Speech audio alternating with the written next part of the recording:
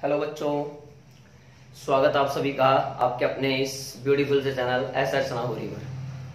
तो आज हम पढ़ने जा रहे हैं बच्चों इलेक्ट्रोस्टैटिक का नेक्स्ट लेक्चर। और जैसा कि आपको पता है, इससे जस्ट पिछले वीडियो में मैंने आपको गोज लॉ तक पढ़ाया था। गोज लॉ से रिलेटेड कुछ इंपोर्टेंट पॉइंट्स भी हमने डिस्कस किए थे। उसके अलावा कुछ बेसिक हर बार की तरह, जैसा कि अपनी आदत है, हर बार की तरह अपन ने कुछ न्यूमेरिकल भी डिस्कस किए थे। अच्छे लेवल के न्यूमेरिकल भी किए थे, बेसिक लेवल के न्यूमेरिकल भी किए थे। कुछ बच्चों को प्रॉब्लम आ रही है तो बच्चे मुझे कमेंट करके जरूर बता सकते हैं। अब अपन नेक्स्ट जो लेक्चर ये स्टार्ट करने जा रहे हैं, इसमें आज का हमारा जो टॉपिक है बच्चों वो है कंटिन्यूअस चार्ज डिस्ट्रीब्यूशन। क्या है बच्चों? कंटिन्यूअस, देखिए continuous charge distribution, continuous charge distribution. Okay, इसको हिंदी में कहते हैं बच्चों सतत आवेश वितरण। अब ये क्या होता है आप समझिएगा मेरी बात। जब किसी भी ऑब्जेक्ट पर या किसी भी बॉडी पर जो चार्ज है वो पास पास डिस्ट्रीब्यूट हो या पास पास रखा हो, then this arrangement is called, बोलिए, कंटिन्यूअस चार्ज डिस्ट्रीब्यूशन। यानी एक ऐसा निकाय जिसमें आवेश एक दूसरे के नजदीक रखे हो या बहुत पास पास रखे हो, उसको कहते हैं सतत आवेश वितरण, कंटिन्यूअस चार्ज डिस्ट्रीब्यूशन। यानी चार्ज डिस्ट्रीब्यूशन का गेम है और इससे ज्यादा कुछ नहीं है बच्चों, बिल्कुल भी ना घबराएं। अब देखिए, चार्ज डिस्ट्रीब्यूशन जो होता है वो हमारे सिलेबस में 3 प्रकार से डिफाइन करा गया है।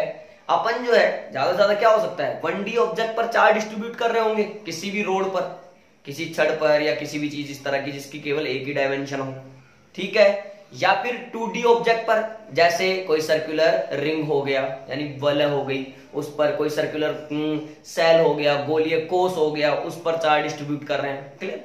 उसी तरीके से अगर मैं कहूं बच्चों कि जैसे मान लो कोई अपन 3D की बात करें, जैसे 3D पर अपन अगर जैसे नॉन कंडक्टिंग स्फीयर है उसमें चार्ज डिस्ट्रीब्यूट कर रहे हैं, तो इस तरह से कंटिन्यूअस चार्ज डिस्ट्रीब्यूशन को 3 भागों में बांटा गया है। लीनियर चार्ज डिस्ट्रीब्यूशन, और बोलिए बच्चों सरफेस चार्ज डिस्ट्रीब्यूशन, और एक तीसरा होता है वॉल्यूम चार्ज डिस्ट्रीब्यूशन।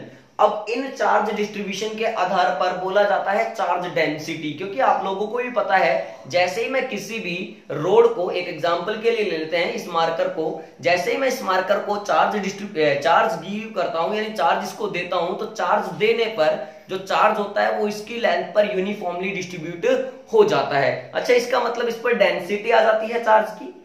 अब इस ऑब्जेक्ट के टाइप के आधार पर बोल दिया कि लीनियर चार्ज डेंसिटी। अगर ये 2D ऑब्जेक्ट होगा तो बोलेगा सरफेस चार्ज डेंसिटी, अगर 3D ऑब्जेक्ट होगा तो बोलेगा वॉल्यूम चार्ज डेंसिटी। तो बच्चों अपन डिस्कस करते हैं फर्स्ट इसमें लीनियर चार्ज डेंसिटी।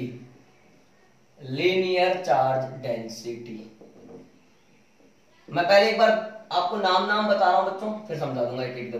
एक होता है सरफेस चार्ज डेंसिटी,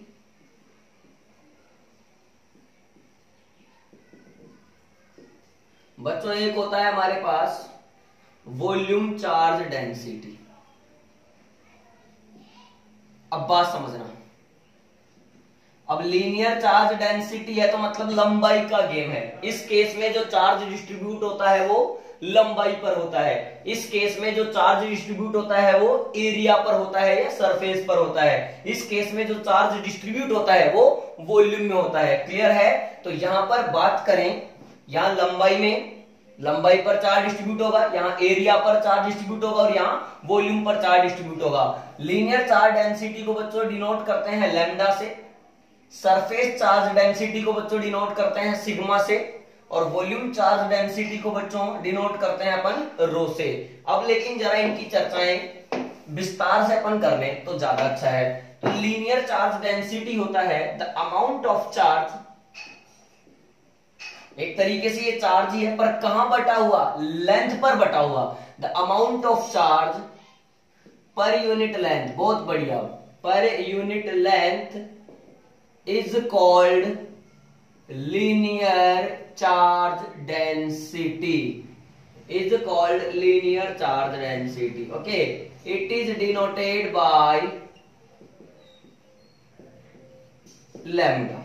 हेंस, अब बच्चों लैम्डा की बात करें तो रुकना, फॉर स्मॉल एलिमेंट्स, मान लीजिए कोई अल्पांश है, कोई छोटा सा एलिमेंट है जिस टुकड़े की लंबाई है dl, तो अब अपन को कह रहा है कि अमाउंट ऑफ चार्ज, अगर ये डीएल लंबाई है तो इस पर चार्ज आएगा d q, amount of charge per unit length. अब यूनिट वाली राशि हमेशा कहां आती है बच्चों, डिवाइड में, तो amount of charge per unit length is called lambda, यानी लीनियर चार्ज डेंसिटी।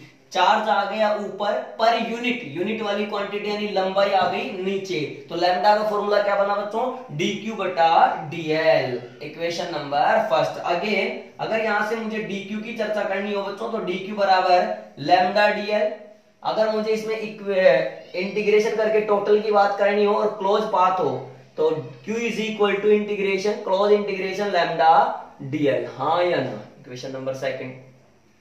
या मान लो कि कोई वायर है या कोई रोड है जिसकी लंबाई यानी लेंथ फिक्स हो और उसको अपन फिक्स चार्ज दें, जैसे बोले कि कोई 5 मीटर लंबाई की छड़ को 2 कूलाम आवेश दिया जाता है, 2 कूलाम चार्ज दिया जाता है, तो सीधा सीधा क्या कर सकते हैं बच्चों, लैम्डा की वैल्यू Q बटा L से निकाल सकते हैं। यानी 2 कूलाम चार्ज दिया गया है, 2 आ गया ऊपर, कितने मीटर की रोड पर, 5 मीटर लंबाई की रोड पर, तो आंसर आया 2/5, इस तरह से आंसर आ गया।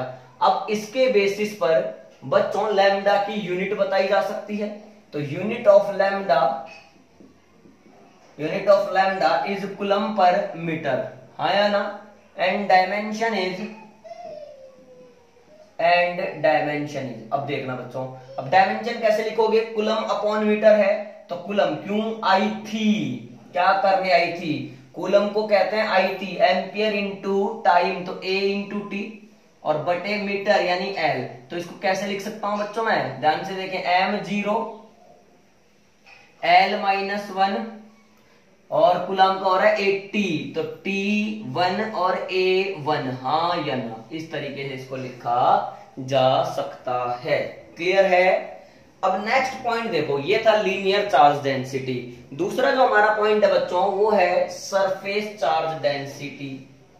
कॉपी पेन साथ में रखे, समझते जाएं और नोट भी करते जाएं। तो यहाँ चार्ज कहाँ डिस्ट्रीब्यूट होता है, एरिया पर, तो क्या जाएगा, the amount of charge per unit area, हाँ या ना, इज कॉल्ड, बोलो बच्चों, सरफेस चार्ज डेंसिटी। अब इसमें राज की बात यह है कि जैसे मैं मिटा मिटा के लीनियर की जगह सरफेस चिपका रहा हूं, आप ऐसा नहीं कर पाएंगे, हाँ या ना। थैंक यू बोलो बताने के लिए। Surface charge density it is denoted by sigma, okay, तो यहां लिख देंगे sigma.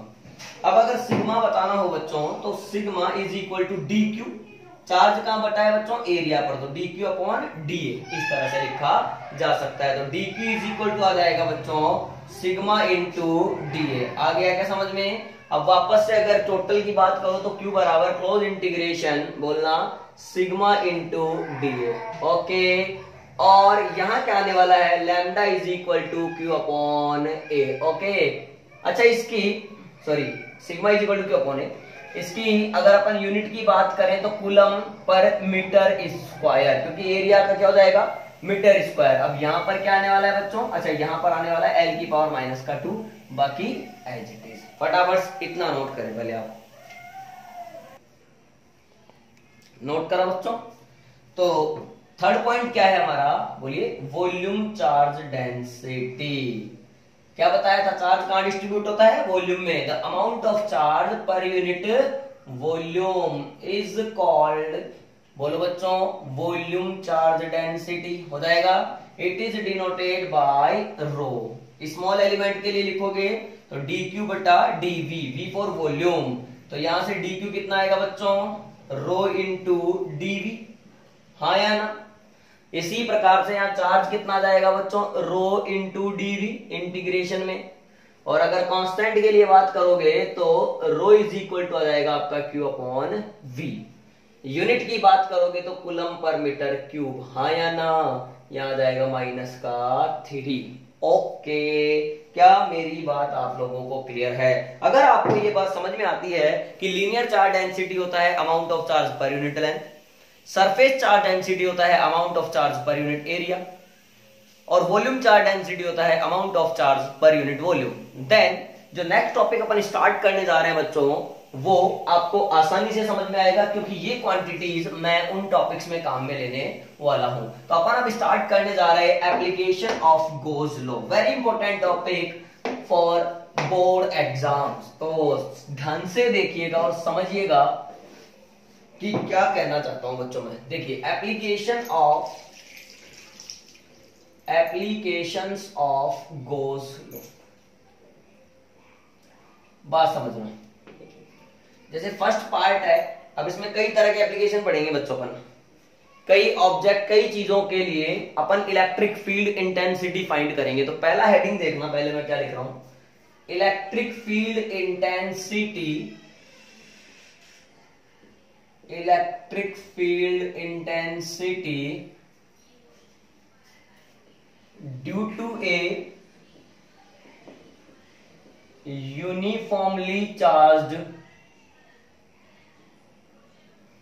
uniformly charged infinitely long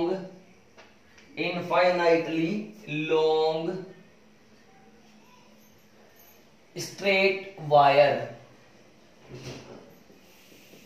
क्या समझ में आया? कोई अनंत लंबाई, इनफाइनाइटली लॉन्ग, अनंत लंबाई का कोई सीधा तार है जो कि समरूप आवेशित है, उसके कारण हमें क्या करना है, इलेक्ट्रिक फील्ड इंटेंसिटी फाइंड करनी है।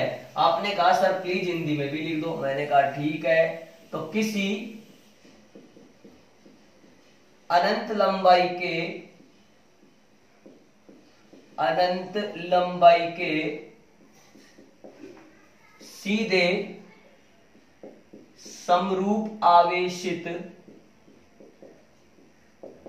समरूप आवेशित तार के कारण विद्युत क्षेत्र की तीव्रता। अब बात समझना मेरी बच्चों, बात को समझना, बात को क्या करेंगे बच्चे, समझेंगे। इसने कहा अनंत लंबाई का तार है, मैंने बना लिया। सबसे पहले डायग्राम बना लेता हूं बच्चों, ये लो, अनंत लंबाई का एक तार है, ये देखो नीचे डॉट से दिखा दिया और ऊपर भी डॉट से दिखा दिया। अनंत लंबाई का तार है, अभी केवल अनंत लंबाई का हुआ है और सीधा हुआ है। चार्ज दे देंगे तो आवेशित भी हो जाएगा। जैसे इसको आवेश दिया जाता है, चार्ज दिया जाता है, तो चार्ज इसकी लंबाई पर, क्योंकि इसके पास ले देकर लंबाई है बच्चों, तो इसकी लंबाई पर यूनिफॉर्मली डिस्ट्रीब्यूट हो जाता है। जैसे ही अपन इसको आवेश देते हैं तो दिया गया आवेश इसकी लंबाई पर इस तरह से विभाजित हो जाता है या वितरित हो जाता है। क्लियर है? डिस्ट्रीब्यूट हो जाता है। अब अगर बात करें इस पर चार्ज डेंसिटी की, आवेश घनत्व की, तो तीन तरह की डेंसिटी अपन ने पढ़ी है, लैम्डा, सिग्मा और रो। तो बच्चों चूंकि यहां पर चार्ज कहां बटा हुआ है, लंबाई पर, तो इन तीनों में से कौन काम आने वाला है सर, लैम्डा काम आने वाला है। ये एरिया के लिए होता है और ये वॉल्यूम के लिए होता है, और ये लंबाई यानी लेंथ के लिए होता है, हाँ या ना। इसलिए यहां पर क्या काम आने वाला है, लैम्डा। तो इस पर जो चार्ज डेंसिटी है उसको मैंने लिख दिया प्लस का लैम्डा। अब सबसे बड़ी बात यह है कि सर इससे इलेक्ट्रिक फील्ड इंटेंसिटी फाइंड कहां करना है। मान लीजिए किसी भी एक पॉइंट पर आप लोगों ने कहा कि ये कोई पॉइंट है, मैं इसमें दो भाग कर लेता हूं बच्चों। ए पॉइंट, डायरेक्शन, पहले डायरेक्शन ऑफ इलेक्ट्रिक फील्ड समझाता हूं मैं आपको, समझना। यहां पर डायरेक्शन समझा रहा हूं। मान लीजिए एक पी पॉइंट है, ठीक है। इस पी पॉइंट पर इलेक्ट्रिक फील्ड हम लोगों को फाइंड करना है, जो कि इससे कितनी डिस्टेंस पर है, आर डिस्टेंस पर है। हालांकि अभी पहले मैं आपको मैग्नीट्यूड नहीं बता रहा हूं, पहले मैं इसकी डायरेक्शन बता रहा हूं, because electric field is a vector quantity. तो डायरेक्शन कहां आने वाली है, समझना कि यही अनंत लंबाई का तार है और इससे आर डिस्टेंस पर मेरा पॉइंट ये पी है। समझ रहे हो? ऐसे कैसे फील करो। अब उसमें चले जाते हैं। अपन ने क्या करा, इस वायर पर दो स्मॉल सेगमेंट्स ले ली और दोनों से यहां पर इलेक्ट्रिक फील्ड पहले डायरेक्शन देखना चाहा। तो बच्चों ध्यान से देखोगे तो मेरी बात समझना आप लोग। यहां पर देखो सर, इलेक्ट्रिक फील्ड इस तरह से, यहां पर सर इलेक्ट्रिक फील्ड इस तरह से। इसको अगर डी कह दूं बच्चों, क्योंकि इन स्मॉल सेगमेंट्स का चार्ज डी क्यू होगा, इसका भी मान लो डी क्यू है, तो इसकी वजह से इलेक्ट्रिक फील्ड डी और इसकी वजह से भी इलेक्ट्रिक फील्ड डी होगा। अब अगर मैं ध्यान से देखूं बच्चों तो देखना, ये थीटा, ये थीटा, ये थीटा, ये थीटा, ये थीटा,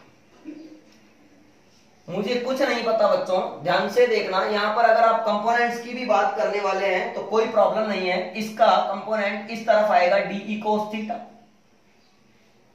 और ऊपर आएगा बच्चों डीई साइन थीटा, हाँ या ना। इस डीई का इस तरफ कंपोनेंट आएगा बच्चों डीई कोस थीटा, और इसका ये चूंकि नीचे है तो यहां जाएगा डीई साइन थीटा। अब अगर ध्यान से देखें तो वर्टिकल कंपोनेंट्स जो हैं, यानी ऊर्ध्वाधर घटक, vertical components are same in magnitude but opposite in direction, hence they cancel out each other, hence we can say that there is a resultant electric field intensity at p point due to only horizontal components of electric field, yes or no। कहने का मतलब यहां पर जो vertical components हैं वो magnitude में तो सेम है, D sine theta and D sine theta, but direction में अपोजिट होने के कारण ये एक दूसरे को क्या कर देंगे, कैंसिल आउट। तो यहां पर केवल हॉरिजॉन्टल कंपोनेंट ही बच पा रहा है। तो इसका मतलब ये हुआ, अगर ये वायर है, ये वायर है और यहां पर P पॉइंट है, तुमने कहा कि सर ये ऊपर नीचे के कंपोनेंट तो खत्म हो गए, अब कंपोनेंट बचा ये वाला, इसका मतलब नेट इलेक्ट्रिक फील्ड हो गया इस तरफ। अब इस तरफ की बात करूं तो ऐसे मान लो ये नेट इलेक्ट्रिक फील्ड हो गया इस तरफ। अब इस तरफ से क्या मतलब है कि सर ये जो डायरेक्शन है, this direction is perpendicular to this wire, yes और नो। कहने का मतलब सर यहां पर इस infinitely long straight charge wire की वजह से किसी पॉइंट P पर इलेक्ट्रिक फील्ड जो आ रहा है उसकी डायरेक्शन आती है sir perpendicular to this wire, yes और नो। यहां पर इतनी सी बात आप लोगों को बच्चों समझ में आ जानी चाहिए। मैं यहां पर थोड़ा थ्योरी का पोर्शन इसका लिख देता हूं, ये डायरेक्शन के लिए बोर्ड एग्जाम में अगर आपको करना हो तो। Consider two segments of two small segments, then vertical component vertical components of electric fields due to small segment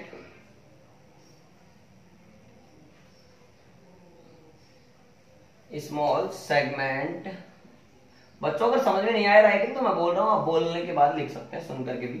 due to small segment are same in magnitude, same in magnitude but, ध्यान से देखो, opposite in direction, सही ना, इतनी बात समझ में आ गई। Hence they cancel out each other,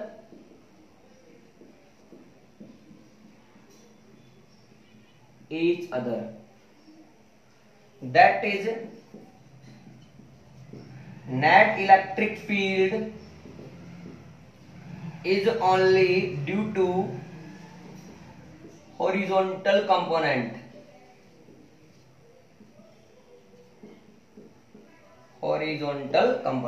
तो यहां पर जो नेट इलेक्ट्रिक फील्ड होगा वो केवल किसकी वजह से होगा, हॉरिजॉन्टल कंपोनेंट्स की वजह से होगा। तो यहां पर आप लिख सकते हैं डायरेक्शन ऑफ, लास्ट लाइन में, direction of electric field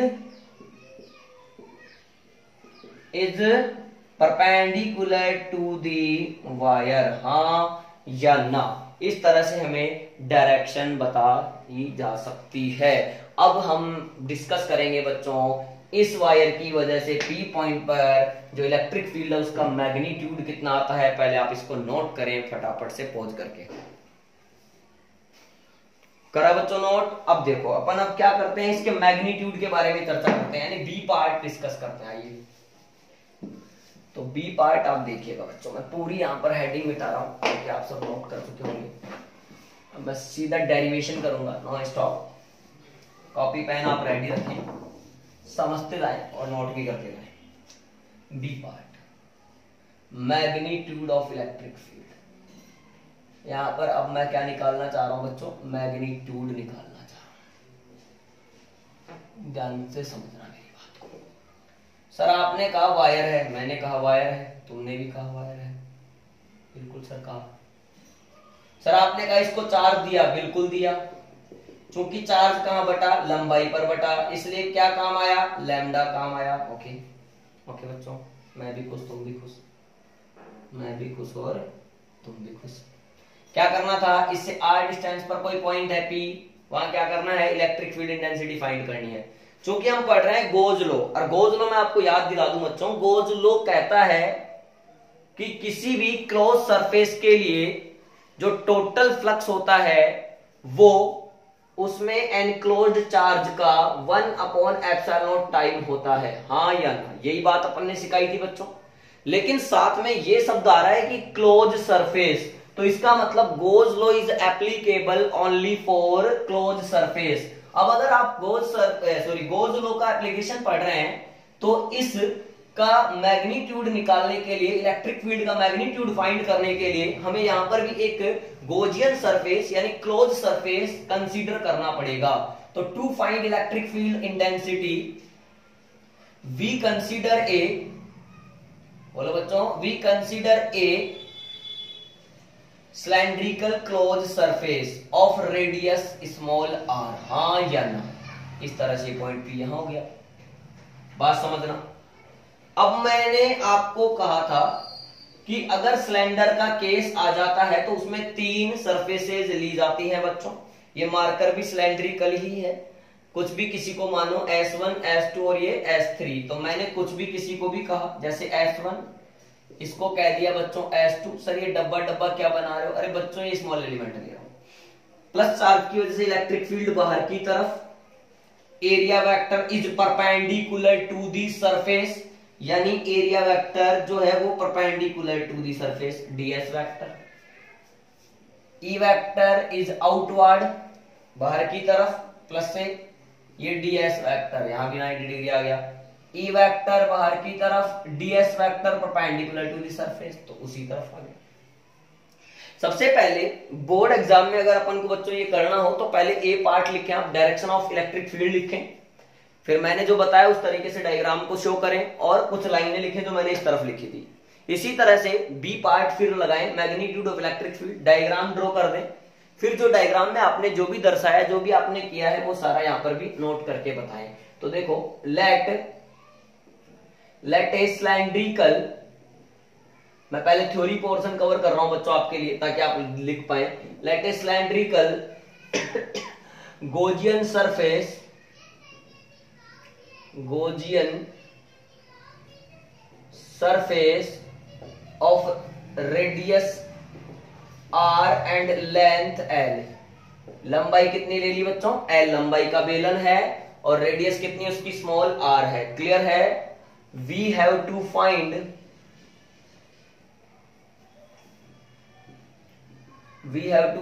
electric field intensity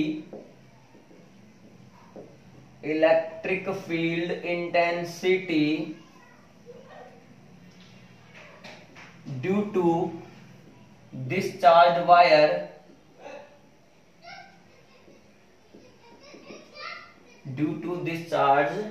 wire hence by Gauss theorem या Gauss law, कुछ भी कह दो, सीधा Gauss law अप्लाई करो बच्चों, ठीक ठाक सी थ्योरी अपन ने लिख दिया। Phi is equal to close integration E dot ds, ये फ्लक्स का ही फॉर्मूला होता है, is equal to sigma q बटे एप्सिलॉन नॉट। अब ध्यान से देखें तो सिलेंडर के लिए 3 सरफेस है, तो इस इंटीग्रेशन को 3 भागों में डिवाइड करना पड़ेगा, S1 के लिए, S2 के लिए और S3 के लिए। अगर ये S3 सरफेस है तो देखना बच्चों, close integration S1 E dot ds plus S2 for close integration for S2 E dot ds plus close integration S3 E dot ds is equal to Q बटा एप्सिलॉन नॉट, क्योंकि sigma Q कितना है, Q है।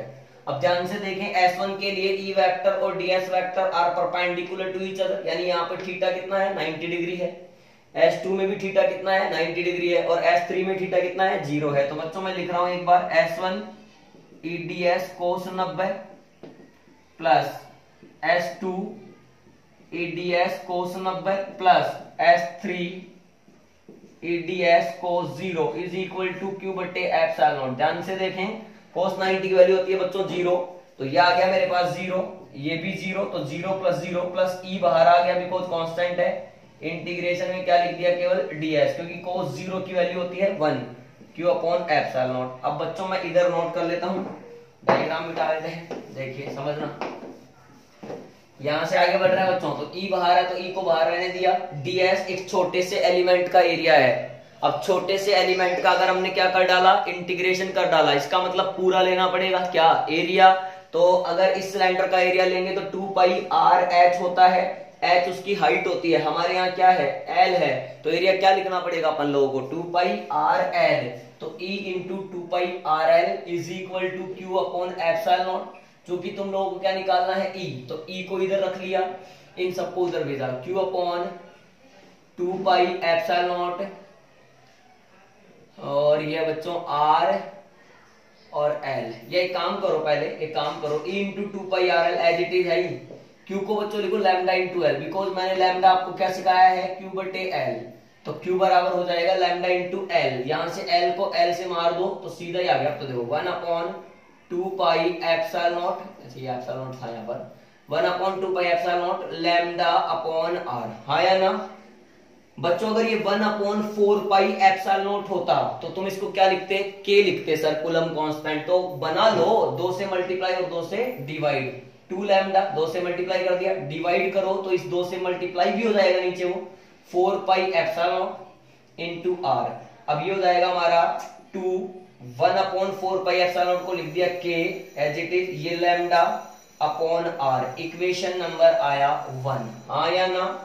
Clearly बच्चों ध्यान से देखेंगे अगर आप, तो E is directly proportional to आ रहा है लैम्डा, और E is inversely proportional to आ रहा है R। इससे ये हमारा इंपॉर्टेंट रिजल्ट आया है कि किसी भी चार्ज वायर की वजह से जो इलेक्ट्रिक फील्ड आता है, जैसे जैसे डिस्टेंस बढ़ता है वैसे वैसे इलेक्ट्रिक फील्ड कम होता चला जाता है। यस और नो, क्लियर है क्या मेरी बात, आप लोगों को समझ में आई है। अच्छा, इन दो रिजल्ट्स के आधार पर हम ग्राफ भी बना सकते हैं बच्चों। अब ग्राफ अगर बना के देखें तो ग्राफ देखिए आप कैसा आता है, समझना। तो बच्चों समझिएगा कि ग्राफ कैसे आते हैं। अगर अपन E और लैम्डा में ग्राफ बनाएंगे तो तुम भी समझदार और मैं भी समझदार। E और लैम्डा में आएगा स्ट्रेट लाइन का ग्राफ। बच्चों तुमने कहा कि सर इसको छोटा बना लो और एक और उसी साइड बना दो, मैंने कहा ठीक है, तो ये लो E और लैम्डा में स्ट्रेट लाइन आ गया। और तुमने कहा E और R में बताओ गुरुजी, तो मैंने कहा कि बच्चों E और R का जो रिलेशन है वो व्युत्क्रमानुपाती का है, इनवर्सली प्रोपोर्शनल का है। अगर R बढ़ेगा तो E घटेगा, तो इस तरह का रिलेशन आएगा, इस तरह का ग्राफ हम लोगों को प्राप्त होगा। क्या एप्लीकेशन नंबर फर्स्ट हम लोगों को समझ में आया। अब एप्लीकेशन नंबर जो फर्स्ट है गॉस लॉ का, यानी गाउस के नियम का जो पहला अनुप्रयोग है वायर वाला, 2k लैम्डा अपॉन r वाला, इसके आधार पर कई तरह के डेरिवेशन और किए जा सकते हैं। तो जरा वो भी हम देखना चाहते हैं, पहले आप इतना फटाफट से नोट कर लें बच्चों। नोट करा बच्चों। तो नेक्स्ट देखो आप, मैंने कहा कि इस एप्लीकेशन के आधार पर हम और भी डेरिवेशंस कर सकते हैं, बट अब जो हम डेरिवेशन करने जा रहे हैं वो बोर्ड सिलेबस में नहीं है, इसलिए मैं उसको फर्स्ट के बाद सेकंड नंबर भी नहीं दे रहा हूँ, डायरेक्टली उसका हेडिंग नोट करवा रहा हूँ। जैसे सेकंड स्टार्ट होगा मैं सेकंड हेडिंग लगा दूंगा। अभी अपन एक और करते हैं बच्चों, नीट और IIT लेवल के हिसाब से इस डेरिवेशन के बारे में सीखते हैं पहले, फिर क्वेश्चंस देखेंगे। Electric field intensity due to a charged circular ring of radius r या a, कुछ भी कह दो ठीक है, या r कह दो, a कह दो बच्चों, ठीक है, a कह दिया अपन इसको, समझना। अब एक बात बताओ, जो रिंग होता है, मान लो मेरे पास कोई तार है, कोई वायर है, अगर मैं उसको ऐसे सर्कुलर बैंड कर दूं, वृत्ताकार रूप में मोड़ दूं, तो वो एक तरह से रिंग ही तो है। अब रिंग बना वायर से, तो वायर रिंग है या रिंग वायर है, बात एक ही है। तो बात समझना बच्चों, हमें क्या करना है, ये हमारे पास समझना, ये हमारे पास एक सर्कुलर रिंग है। अब हम लोगों को पता है कि सर वायर को मोड़ करके सर्कुलर रिंग बनाई जा सकती है। तो जैसे अभी तो ये सर्कुलर रिंग है, अब चार्ज कब कहेंगे, जैसे ही इसको प्लस क्यू चार्ज दिया जाता है तो दिया गया चार्ज इसकी सरफेस पर फैल जाता है, यूनिफॉर्मली डिस्ट्रीब्यूट हो जाता है। बात समझना बच्चों, बात समझना। माना कि इसकी जो रेडियस है, मैंने ऊपर भी लिख दिया, ये O पॉइंट इसका सेंटर है, इसकी रेडियस A है, तो ये भी A और ये भी A। क्लियर?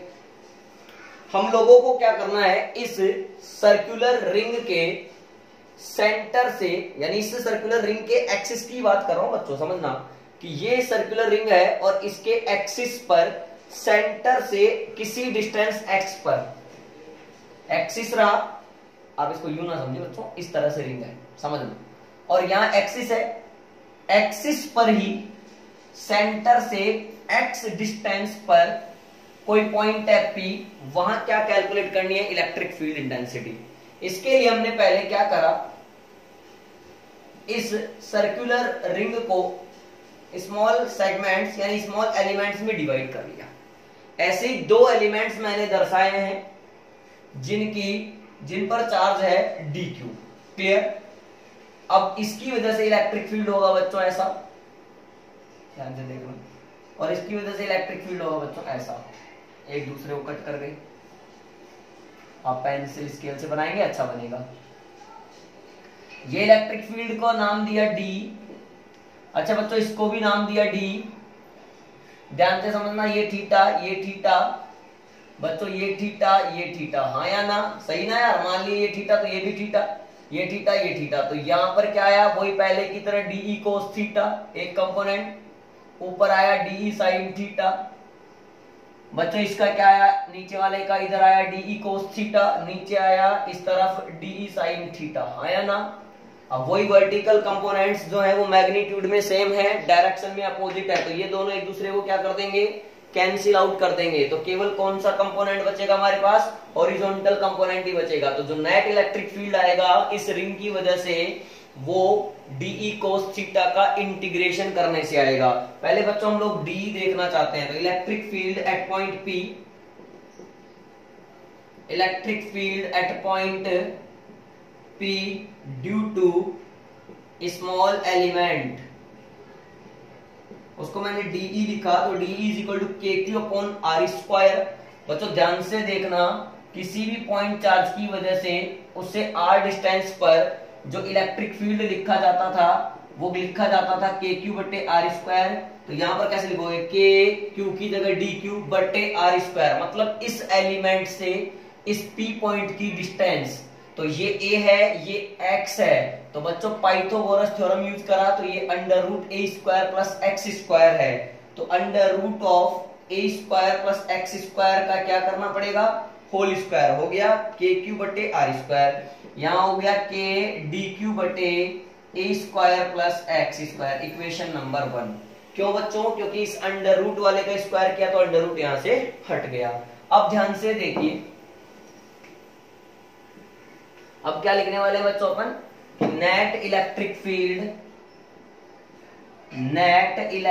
फील्ड, इसके जस्ट बाद की स्टेप है at point P due to circular charge ring. देखना E बराबर integration of DE cos theta. भाई तुम लोगों को पता है कि इस रिंग के अंदर DQ चार्ज वाले एलिमेंट खूब सारे हैं, तो अगर एक एलिमेंट की वजह से नेट फील्ड बचता है DE cos थीटा, तो सारे एलिमेंट्स की वजह से जो नेट फील्ड बचेगा वो बचेगा integration of DE cos theta. अब DE की वैल्यू उठा करके यहां पटक दी, पटकना हमें अच्छे से आता है, तो K DQ बटे A square plus X square into, बच्चों यहां पर कोस थीटा की वैल्यू इस ट्राइंगल को देखकर लिख सकते हैं, बेस अपॉन हाइपोटेनियस, तो x upon under root of A square plus X square.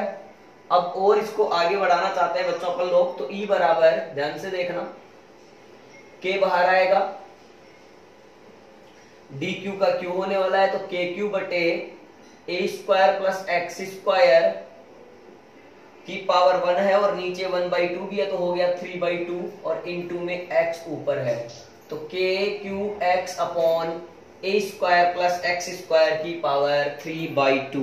यही है किसी सर्कुलर चार्ज रिंग की वजह से उसके सेंटर से एक्सिस पर एक्स डिस्टेंस पर जो डिस्टेंस होता है, जो इलेक्ट्रिक फील्ड होता है, उसका फॉर्मूला आता है के क्यू एक्स अपॉन ए स्क्वायर प्लस एक्स स्क्वायर की होल पावर 3/2, जहां ए क्या है, इस रिंग की रेडियस है। तो इस फॉर्मूले के लिए अपन कुछ केस भी बना सकते हैं बच्चों। तो देखिए मैंने कुछ केस बनाने की बात करी, समझना। स्पेशल केसेज, इसी में बात कर रहा हूं बच्चों, स्पेशल केसेज। जैसे पहला पॉइंट, अब पहला पॉइंट जैसे मैंने कहा at centre of ring, at the centre of ring. अब सेंटर पे आ जाएगा अगर पी पॉइंट, तो इसका मतलब एक्स की वैल्यू कितनी हो जाएगी, 0। तो सेंटर पर इलेक्ट्रिक फील्ड कितना हो गया बच्चों, 0। बात सही है ना यार, क्योंकि रिंग पर चार्ज कहां पर प्रेजेंट होता है सर, उसकी सरफेस पर। अगर अंदर चार्ज है ही नहीं तो फिर इलेक्ट्रिक फील्ड कैसे प्रोड्यूस होगा, क्योंकि ईडीएस बराबर क्या है बच्चों, क्यू अपॉन एप्सिलॉन। जब अंदर चार्ज की वैल्यू ही 0 है तो फिर इलेक्ट्रिक फील्ड भी क्या होगा बच्चों, 0 ही होगा। इस प्रकार से यहां पर electric field inside the circular charge ring will be 0। देखो ना, मैं लिख देता हूं, hence electric field inside the circular charge ring will be 0. Clear? Second point, if x is less than a, then बात समझना, अगर x जो है वो रेडियस से बहुत छोटा हो तो a square plus x square, अब ध्यान से समझो, अगर x बहुत छोटा है तो एक्स स्क्वायर और भी छोटा होगा, तो एक्स स्क्वायर को a स्क्वायर के कंपैरिजन में नेग्लिजिबल माने तो केवल यहां पर ए स्क्वायर बचेगा। हेंस वापस से फॉर्मूला अप्लाई करा तो ई बराबर के क्यू एक्स अपॉन ए स्क्वायर, यानी ये हो गया ए स्क्वायर का पावर 3/2, 2 से 2 कट गया, फॉर्मूला आ गया K Q X upon A cube. हाँ या ना? This implies is directly proportional to X. जैसे जैसे डिस्टेंस बढ़ेगी इस केस में, वैसे वैसे इलेक्ट्रिक फील्ड भी बढ़ता चला जाएगा। पॉइंट नंबर 3 देखो बच्चों, स्पेशल केस का। इफ मान लो की बार की x बड़ा हो a से, देन क्या कहने वाले हो, a square plus x square is equal to क्या आएगा, एक्स स्क्वायर। सही है ना? अब की बार ए स्क्वायर को नगण्य या नेग्लिजिबल मान लिया जाएगा, तो e की वैल्यू कितनी आने वाली है, के क्यू एक्स बटे बोलो एक्स स्क्वायर। x से x कट गया तो e is inversely proportional to आ जाएगा x। दिस इंप्लाइज करके आया ना, क्योंकि यहाँ पर के क्यू बटे, अच्छा ये क्यूब था ना बच्चों, तो ये एक्स स्क्वायर हो गया यहाँ पर, तो के क्यू बटे एक्स स्क्वायर, इस तरह से आ जाएगा। आया समझ में? इस तरह से ये बात हो गई। अब इसका फोर्थ पॉइंट जो है बच्चों वो भी देखिए, आप इसको नोट कर लेना पॉज करके। पॉइंट नंबर 4 देखते हैं बच्चों इसका, स्पेशल केस का। मैक्सिमम इलेक्ट्रिक फील्ड कितनी डिस्टेंस पर मिलेगा इस केस में। फोर्थ पॉइंट ये देख रहे हैं फॉर मैक्सिमम इलेक्ट्रिक फील्ड। अब जब भी मैक्सिमम या सॉरी मिनिमम की बात चलती है बच्चों, तो अपन डिफरेंशिएशन यूज करते हैं। तो यहां पर भी यूज करेंगे D upon dx is equal to 0 कहेंगे बच्चों। अब जैसे d अपॉन dx 0 कहेंगे तो मैंने d अपॉन dx लिखा, यहां लिख दिया formula K Q X upon ए स्क्वायर प्लस एक्स स्क्वायर की whole power 3/2 is equal to 0। ध्यान से समझना कि के क्यू कॉन्स्टेंट है, बाहर ले लिया डिफरेंशिएशन से।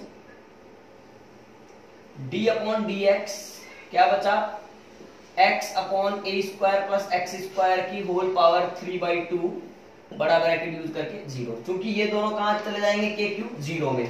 अब बचा मेरे पास d upon dx x upon ए स्क्वायर प्लस एक्स स्क्वायर की whole power 3/2 is equal to 0। अब बच्चों यहां पर हो गए दो टर्म, एक हो गया x और एक हो गया नीचे ए स्क्वायर प्लस एक्स स्क्वायर की होल पावर 3/2। अब मैं थोड़ा डिफरेंशिएशन की जानकारी देता हूं, इधर आओ, इस बॉक्स में आओ थोड़ी देर। d upon dx first upon second, ये वाला केस हो गया, x को फर्स्ट मान लो और ए स्क्वायर प्लस एक्स स्क्वायर की होल पावर 3/2 को सेकंड मान लो। तो इसका देखो डिफरेंशिएशन कैसे करते हैं। सबसे पहले इसमें लिखते हैं सेकंड, सेकेंड इंटू फर्स्ट का, यानी सेकेंड इंटू फर्स्ट का D upon D x of first, minus first into second का। देखो सेकंड को रखा, फर्स्ट का कर डाला क्या डिफरेंशिएशन, फिर फर्स्ट को रखा माइनस करते हुए, माइनस फर्स्ट को रखा सेकंड का कर डाला, और नीचे क्या कर दिया बच्चों, सेकंड का स्क्वायर लगा डाला। ये फॉर्मूला है, आप चाहें तो इसको भी नोट कर सकते हैं, मुझे याद है, मैं यहां सीधा अप्लाई करता हूं। देखिए आप आइए कैसे होगा बच्चों, ये सेकंड यानी a square plus x square की होल पावर 3/2, सेकंड को रख डाला, सेकंड को रखा, फर्स्ट का करा, अब फर्स्ट का करोगे एक्स का, एक्स के रेस्पेक्ट में कितना आएगा बच्चों 1, सही ना, माइनस सेकंड इंटू फर्स्ट का हो गया, माइनस फर्स्ट इंटू, अब फर्स्ट को रख लिया एक्स को, सेकंड का करना है ए स्क्वायर प्लस एक्स स्क्वायर की होल पावर है 3/2, तो ये होगा एक्स की पावर n वाले फॉर्मूले से, D upon D x x की पावर n, इसका डिफरेंशिएशन होता है बच्चों n आगे आ जाता है n इंटू एक्स की पावर n माइनस 1। तो ध्यान से देखना, इस पूरे को x की तरह ट्रीट करो, ए स्क्वायर प्लस एक्स स्क्वायर की होल पावर, सॉरी ये x एज इट इज, फिर पावर आगे ले लो, पहले 3/2, फिर लिखो ए स्क्वायर प्लस एक्स स्क्वायर की होल पावर 3/2 माइनस का 1 अपॉन, फॉर्मूले में लिखा हुआ था सेकंड का स्क्वायर, वो सेकंड ये रहा, ए स्क्वायर प्लस एक्स स्क्वायर का स्क्वायर करोगे ना 3/2 का, तो क्या बचेगा बच्चों, क्यूब बचेगा ओनली, सही। आ जाओ आगे, इज इक्वल टू क्या कर दोगे 0। आगे देखते हैं, आगे देखो क्या आएगा, आगे क्या आएगा बच्चों, यहां पर जो भी कॉमन आ रहा है वो कॉमन आप लेते चलिएगा और सोल्व करते चलिएगा, समझना। तो ध्यान से देखना क्या आएगा बच्चों, इस 2 को एलसीएम ले लो, तो ये आ रहा है 2 ए स्क्वायर प्लस एक्स स्क्वायर, या फिर मैं एक काम करूं, ये 3/2 माइनस 1, पहले इसको सोल्व कर लेते हैं, ए स्क्वायर प्लस एक्स स्क्वायर। एक बात बताओ बच्चों, यहाँ पर डिफरेंशिएशन में अपन ने गलती करी क्या, ए स्क्वायर प्लस एक्स स्क्वायर, इस पूरे को x माना है, डी अपॉन डी एक्स, गड़बड़ करी अपन ने, x की पावर n, इसका होता है n इंटू एक्स की पावर n माइनस 1। ये स्टैंडर्ड फॉर्मूले के लिए होता है, लेकिन अगर स्टैंडर्ड फॉर्मूला जैसे मान लो मुझे एक्स स्क्वायर का करना हो तो क्या होता है 2 इंटू एक्स की पावर 2 माइनस 1 यानी 2x आ जाता। समझ में आ रही है बात, अरे समझ में आ रही है ना यार। अगर मान लो मुझे अब करना हो a square plus x square का करना है तो कैसे करेंगे वही हम लोग देखना चाह रहे हैं बच्चों। तो ध्यान से देखो, पहले इसको माना x, तो 3/2 आगे आ गया, ए स्क्वायर प्लस एक्स स्क्वायर की होल पावर 3/2 माइनस 1। अब इस ए स्क्वायर प्लस एक्स स्क्वायर का दोबारा करना पड़ेगा, लास्ट तक डिफरेंशिएशन करना पड़ता है जब तक स्टैंडर्ड क्वांटिटी फॉर्मूला ना बन रही हो। तो एक्स ए स्क्वायर का 0 हो जाएगा, एक्स स्क्वायर का क्या हो जाएगा बच्चों 2x हो जाएगा, तो यहाँ पर 2x हो रहेगा, फिर इस 2 से ये वाला 2 कैंसिल भी होगा। अब हम आगे बढ़ लेते हैं, तो ए स्क्वायर प्लस एक्स स्क्वायर की होल पावर 3/2 समझना, फिर माइनस ये वाला x और ये वाला x स्क्वायर 3x स्क्वायर आ रहा है, लेकिन पहले मैंने ए स्क्वायर प्लस एक्स स्क्वायर की होल पावर 3/2 माइनस का 1, डेढ़ में से एक गया तो आधा बचा, इंटू 3x स्क्वायर। ये वाली चीज कहां चली गई बच्चों 0 में, ये बराबर क्या लिख दिया मैंने 0। अब इन दोनों में ए स्क्वायर प्लस एक्स स्क्वायर की होल पावर 1/2 कॉमन आएगा। अब इसमें से अगर पावर 1/2 चली जाएगी तो पावर बचेगी 1, यानी a square plus x square as it is, minus इसमें बचेगा 3x स्क्वायर बराबर 0, ये 0 में चला गया, फिर क्या बचा a square plus x square minus 3x square बराबर 0। अब ये ध्यान से देखो, माइनस का 3x स्क्वायर और प्लस का x स्क्वायर, माइनस का 2x स्क्वायर, तो ए स्क्वायर बराबर प्लस का 2x square. This implies x square बराबर a स्क्वायर बटे 2, दिस इंप्लाइज x बराबर प्लस माइनस a/√2, यानी प्लस a/√2 पर भी मैक्सिमम होगा और माइनस a/√2 पर भी मैक्सिमम होगा। तो अगर ये वेरिएशन का ग्राफ बनाया जाए बच्चों, तो ग्राफ किस तरह का बनेगा वो भी हम लोग जरा देखना चाहते हैं। इसको आप पहले पॉज करके नोट कर लीजिएगा।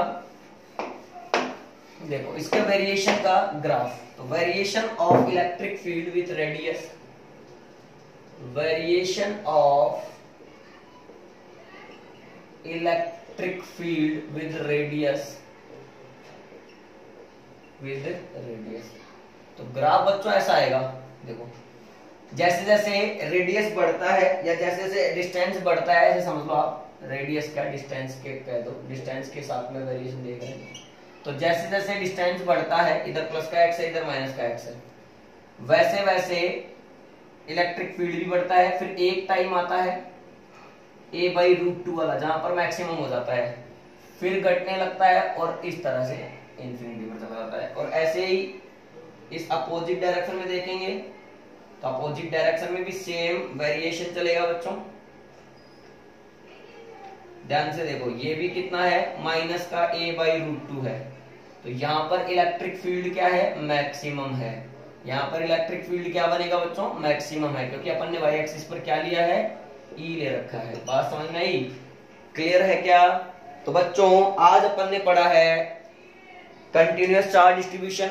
उसमें तीन तरह के मैंने बात करी थी, लीनियर, सरफेस और वॉल्यूम। उसके बाद में फिर अपन ने पढ़ा एप्लीकेशन ऑफ गोज लॉ। उसमें फर्स्ट एप्लीकेशन अपन ने किया।